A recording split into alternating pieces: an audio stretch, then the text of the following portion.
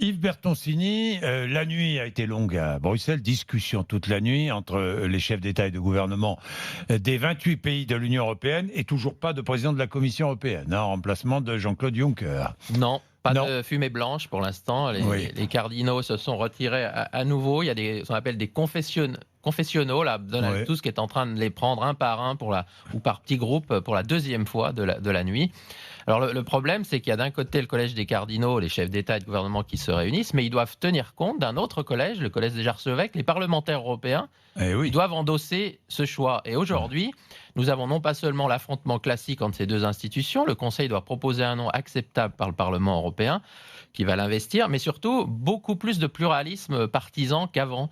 Au Parlement européen, il faut au moins 3 partis pour avoir la majorité, peut-être 4. Donc les conservateurs, sociodémocrates n'ont plus la majorité à eux deux. Il faut les libéraux, démocrates et les verts, sans doute.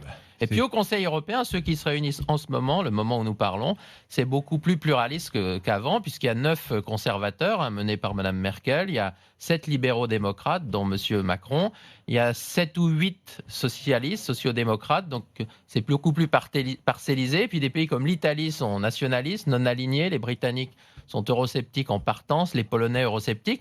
Donc voilà, c'est un sac de nœuds, un Rubik's Cube encore plus compliqué, à faire que d'habitude. Bon, qui pourrait émerger? Un candidat de compromis, Michel Barnier, qui reviendrait dans la course, ou la vice-présidente, je crois, du Fonds monétaire international, qui est bulgare. La Banque mondiale, voilà. De la Banque mondiale, mais plutôt, le point commun qu'elle a avec Michel Barnier, c'est qu'elle a été commissaire européen. Donc, c'est deux candidats potentiels qui connaissent la maison, qui ont la cote, si je puis dire, à Bruxelles et dans les capitales nationales. Mais ça, ce sont des candidats qui émergeront si on a d'abord mis de côté tous ceux qui s'étaient déclarés. Donc Manfred Weber s'était déclaré, il était chef de file du PPE. Visiblement, il est écarté parce qu'il n'a ni majorité au Parlement ni au Conseil. Le deuxième, c'était M. Timmermans, le néerlandais, il était arrivé deuxième. Son parti, en tout cas. Lui, il est arrivé premier aux Pays-Bas, mais son parti au niveau européen est arrivé deuxième.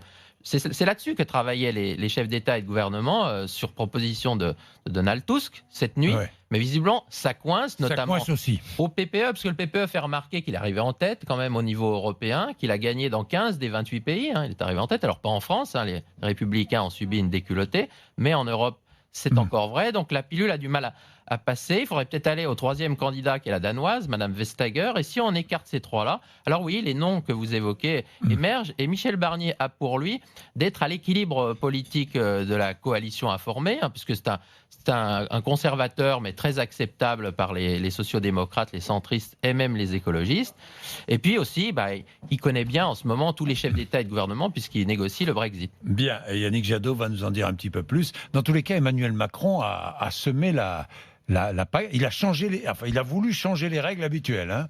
Oui, mais il est allé bousculer le jeu. Emmanuel Macron bénéficie d'une certaine manière du pluralisme partisan, de l'éclatement du paysage politique. Ce ne sont plus deux partis qui gouvernent à eux seuls, mais c'est vrai qu'en plus, il conteste les règles. Il a d'ailleurs contesté cette règle consistant à laisser tenter sa chance à Manfred Weber. Et ça a été très mal perçu par les conservateurs et les Allemands en particulier.